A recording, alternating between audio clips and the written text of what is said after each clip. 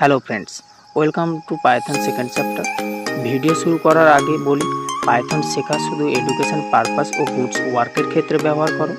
ডেসক্রিপশানে লিঙ্ক দেওয়া আছে টার্মার্কসে কীভাবে পাইথন ইনস্টল করতে হয়। এবং আমরা ছোট্ট একটা ইন্ট্রো দিয়ে শুরু করব আমাদের পাইথনের সেকেন্ড চ্যাপ্টার। ওকে, আজকের পাইথনের সেকেন্ড চ্যাপ্টার শুরু করি। 2 গুণ 1.5 সমান 3। তোমরা কি বলতে পারো 8-এর সাথে 3.57 গুণ করলে কত হয়? কেউ যদি তোমাকে এই গুণটি করতে বলে তাহলে তুমি কি করবে? নিশ্চয়ই ক্যালকুলেটর ব্যবহার করে গুণ করার চেষ্টা করবে, কিংবা তুমি যদি হিসাবে অনেক ভালো হও, অর্থাৎ মনে মনে অনেক বড় গুণ করতে পারো, তবে সেইভাবে চেষ্টা করে তুমি বলতে পারবে। এই রকমের কাজগুলো অনায়াসে পাইথন কনসোলে ব্যবহার করা যায়। এখন আমরা পুনরায় কনসোল চালু করব। কোনো কনসোলে একটি কমান্ড প্রম্পট দেখতে পাবে। কমান্ড প্রম্পটে 8 গুণিতক 3.57 টাইপ করে কিবোর্ড থেকে এন্টার কি চাপো। রেজাল্ট দেখতে পেলে। পাইথন কনসোলে গুণ করার জন্য ব্যবহার করা হয় স্টার চিহ্নটি। কিছু কিবোর্ডে এটি পাওয়া যাবে শিফট 8 কি চাপলে। সাধারণত আমরা স্কুলের গণিতের হিসাব করার সময় গুণ চিহ্ন বোঝাতে গাণিতিক গুণ চিহ্ন স্ক্রিনে দেখতেই পাচ্ছ, কিন্তু পাইথনে এই গুণিতক চিহ্নের বদলে ব্যবহার করতে হয় স্টার। স্টারের বদলে এই গাণিতিক গুণ চিহ্ন ব্যবহার করলে কম্পিউটার বুঝতে পারবে না তুমি কি করতে চাইছো, গুণ না ইংরেজি হরফে এক্স লিখতে চাইছো। এখন আমরা দেখব একটি সমীকরণে কিভাবে এটি বেশি দরকারি।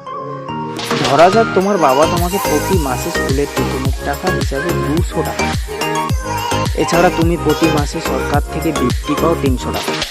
তাহলে বছরে তুমি কত টাকা পাও? যদি এই হিসাবটি খাতায় লিখতে বলি তবে তুমি কি করবে? তুমি হয়তো লিখবে 300 প্লাস 200 ইন্টু 12। পাইথন কি তবে কাজ করে না? তুমি যদি একটি ক্যালকুলেটারে 8 গুণিতক 3.57 লেখো, তবে তার উত্তর দেখতে হবে 28.56। তাহলে পাইথন কেন হয় না?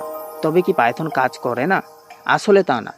এর কারণ হলো কম্পিউটারের ভগ্নাংশ, দশমিক সংখ্যার ভগ্নাংশ নিয়ে একটু অন্যভাবে কাজ করে। এক্ষেত্রে ভগ্নাংশকে বলা হয় ফ্লোটিং পয়েন্ট বা ফ্লোট নম্বর। যারা পাইথন নিয়ে কাজ শুরু করেছে তাদের জন্য এটি একটু জটিল সমস্যা।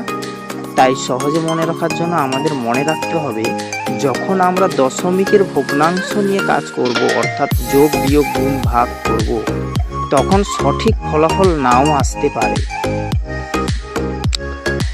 যেখানে 200 এর সাথে 300 যোগ করে 1 বছরে 12 মাস দিয়ে গুণ করার কথা বলা হয়েছে, তুমি যেহেতু হিসাবে পারদর্শী তাই জানো যে 200 প্লাস 300 সমান 500, তাই তোমার সমীকরণটি হবে 500 ইন্টু 12। কাজটি যে কোনো ক্যালকুলেটরের জন্য অথবা একটি খাতায় লিখে করা খুবই সহজ, কিন্তু হিসাবটি আমরা কনসোলে এইভাবে করতে পারি।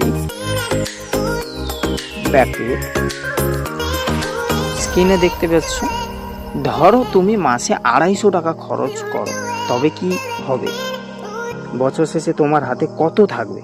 এই সমীকরণটি আমরা খাতায় ভিন্নভাবেও লিখতে পারি। চলো আমরা সমীকরণটি কনসোলে লিখি। স্ক্রিনে দেখতে পাচ্ছ, অর্থাৎ 200 এবং 300 থেকে 250 বিয়োগ করে 1 বছরে 12 মাস দিয়ে গুণ করতে হবে, এবং তোমার হাতে বছর শেষে থাকবে 3000 টাকা। এই কাজগুলো আমরা ক্যালকুলেটর ব্যবহার করে করতে পারি, কিন্তু এখন আমরা দেখব কনসোলে কীভাবে কাজগুলো আরও সহজ করা যায়। পাইথন কনসোলে আমরা গুণ, ভাগ, অবশ্যই ভাগও করা যাবে, যোগ বিয়োগ করতে পারবে, এগুলো আমরা একই সাথে করতে পারবো।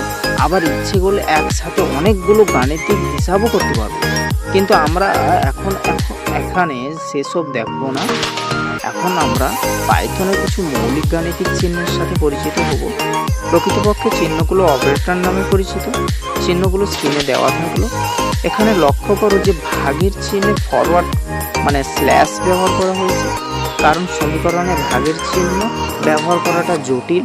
যেহেতু কম্পিউটারের কিবোর্ডের দিয়ে সমীকরণের ভাগ চিহ্নটি সহজে লেখা যায় না। উদাহরণ হিসাবে বলা যায়, তোমার যদি 100টি ডিম থাকে এবং 20টি বাক্স থাকে, তবে তুমি জানতে চাইতে পারো প্রতিটি বক্সে কতটি ডিম আছে। এজন্য তুমি 100কে 20 দিয়ে ভাগ করবে। আর এই জন্য সমীকরণে তুমি লিখবে, স্ক্রিনে দেখতে পাচ্ছ, অথবা তুমি যদি ভাগ প্রক্রিয়া সম্পর্কে জানো তবে তুমি লিখতে পারো এই রকম ভাবে, স্ক্রিনে যেটা দেখতে পাচ্ছ, অথবা তুমি এভাবেও লিখতে পারো, কিন্তু পাইথনে এর জন্য লিখতে হবে এইভাবে।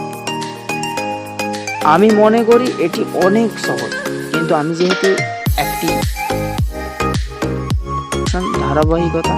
অপারেশন ধারাবাহিকতা মানে কি, অর্ডার অফ অপারেশন, আমরা প্রোগ্রামিংয়ের ভাষায় বিভিন্ন নিয়ন্ত্রণে কাজ করে থাকি। বন্ধনী দ্বারা একে বলা হয় অপারেশন ধারাবাহিকতা। যে কোনো অপারেটর ব্যবহারকে বলা হয় অপারেশন। উপরের টেবিলে দেখানো প্রতিটি চিহ্নই এক একটি অপারেটর। এগুলো ছাড়াও অনেক ধরনের অপারেটর আছে, কিন্তু তালিকায় দেওয়া অপারেটর যোগ, বিয়োগ, গুণ, ভাগ তুলনামূলকভাবে অনেক সহজ।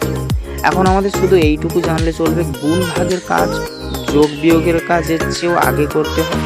যদি সব অপারেটর যোগের হয় তবে ধারাবাহিকতা। প্রিন্ট তোমরা স্ক্রিনে দেখতেই পাচ্ছ। যদি একই সমীকরণ যোগ এবং বিয়োগ করার অপারেটর থাকে তবে পাইথনে এটি সম্পাদন করা নিচের মতো করে, স্ক্রিনে দেখতে পাওয়া যেটা। কিন্তু নিচের সমীকরণে আমরা স্ক্রিনের যেটা দেওয়া সমীকরণ আছে আমরা দেখতে পাই এখানে একটি গুণের অপারেটর আছে বলে পাইথন প্রথমে 20 ও 30কে বিবেচনা করবে। সমীকরণকে যদি আমরা কোথায় লিখি তাহলে লিখতে হবে 30কে 20 দিয়ে গুণ করে তার সাথে 5 যোগ করলে কত হয়। গুণের কাজ আগে করতে হবে, কারণ ধারাবাহিকতা গুণের অবস্থান যোগের উপরে। অর্থাৎ পাইথন কোড হবে প্রিন্ট, যেটা স্ক্রিনে দেখাচ্ছে।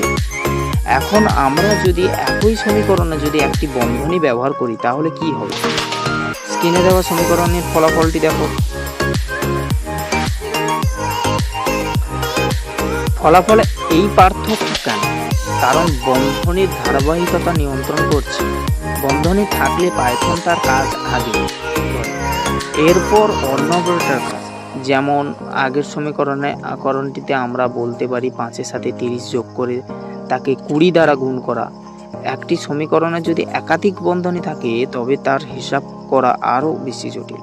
যেমন নিচের সমীকরণে বন্ধনীর ভেতর বন্ধনী ব্যবহার করা হয়েছে, সাইটের স্ক্রিনে দেখো।